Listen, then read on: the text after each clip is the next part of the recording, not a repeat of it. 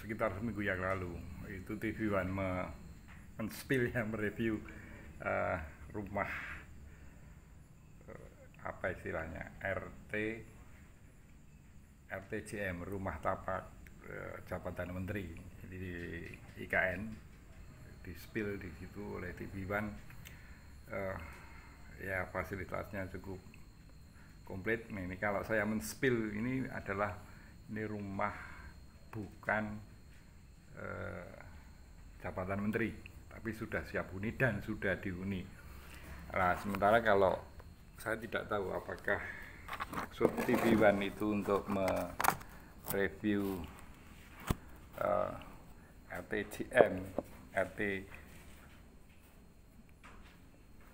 itu apakah kemudian rumah itu akan segera ditempati, karena dari sisi jumlah juga sudah mengalami perubahan, karena yang sudah ready itu 34 unit, sementara kementerian itu membengkak lebih dari 40 kementerian, belum nanti wakil menteri, kemudian staf ahli dan sebagainya. Ini tidak tahu bagaimana mengatur pemukiman jajaran kabinet di IKN. Tetapi baru ya kemarin atau beberapa hari yang lalu Kementerian Pan-RB, Pendayagunaan Aparatur Negara dan Reformasi Birokrasi, itu menerbitkan surat bahwa belum jadi pemindahan ASN ke IKN, dan ini menambah keraguan para peragu bahwa IKN itu akan sudah siap untuk dihuni tahun ini. Sementara keputusan Presiden tentang perpindahan ibu kota juga belum ditandatangani. Bahkan yang terakhir Tito Karnavian itu mengatakan bahwa ibu kota masih tetap di Jakarta. Nah, ini sekaligus menggambarkan betapa perencanaan itu butuh persiapan yang sangat matang. Nah, kalau kita lihat apa yang terjadi di IKN itu menunjukkan bahwa perencanaannya ini memang benar-benar tidak matang. Ya, meskipun kalau kita lihat bangunan, kemudian bandara dan sebagainya itu jelas menghabiskan biaya yang sangat besar, dan itu belum selesai, dan itu masih butuh biaya yang sangat besar. Maka ini menjadi pelajaran yang sangat berharga buat bangsa kita, bahwa perencanaan dalam skala nasional itu mau tidak mau ya tidak bisa hanya berdasarkan pada keinginan untuk terwujudnya sesuatu gitu ya. Dalam hal ini adalah perpindahan ibu kota.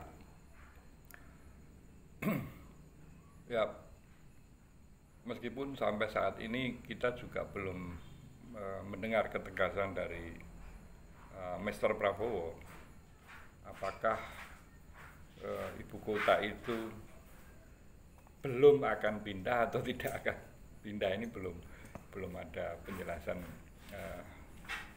resmi dari Mr. Prabowo as our President. Nah, kalau perkiraan terselesaikannya secara keseluruhan semua infrastruktur, kemudian maupun prasarana pendukung itu baru menjelang tahun 2029, maka bisa dikatakan kalau itu dipaksakan maka akan menjadi beban periode pemerintahan berikutnya lagi. Sebagaimana sekarang Mr. Prabowo ya mau dikatakan atau menolak bahwa itu adalah beban, faktanya anggaran yang tersedot ke IKN ini menjadi beban tersendiri bagi kabinet Mr. Prabowo. Sehingga saya kira Mr. Prabowo dengan jajaran teknokrat yang saya kira juga punya pengalaman yang sangat luas, sebagaimana dulu pernah Mr. siapa itu Derajat Jiwandono yang kebetulan juga masih ada hubungan dengan Mr. Prabowo, hubungan saudara, itu adalah teknokrat handal yang mantan gubernur BI, dan itu pada waktu itu mengisyaratkan bahwa IKN bukan merupakan prioritas dari kabinet Mr. Prabowo. Sehingga kalau kembali pada tantangan saya kepada dulu kepada Mr. Kodari bahwa tahun 2024 belum akan pindah, itu saya memenangkan pertarungan itu seandainya saat itu Mr. Kodari berani bertarung. Nah, perkiraan saya untuk tahun 2025 akhir pun saya kira belum ada ASN yang akan pindah ke IKN. Salam konstitusi.